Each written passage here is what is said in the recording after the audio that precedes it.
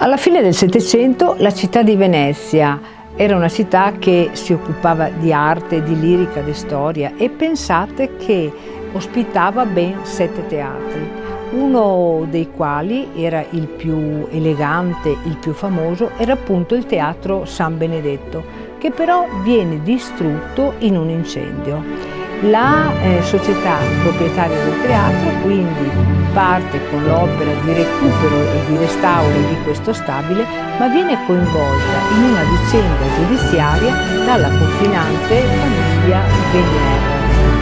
La famiglia Venier infatti vince la causa e la società costruttrice è obbligata a cedere il teatro.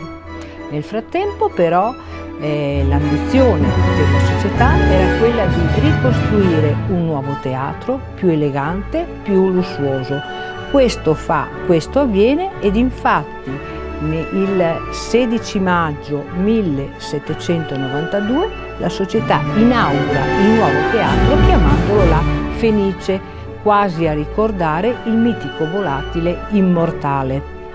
La storia però si ripresenta, infatti il teatro La Fenice negli anni subisce altri 2 incendi, l'ultimo dei quali avviene nell'anno 1996, che vede la chiusura per l'ennesima volta di questo teatro, che però avrà la sua nuova rinascita nel 2003 con l'ultima riapertura.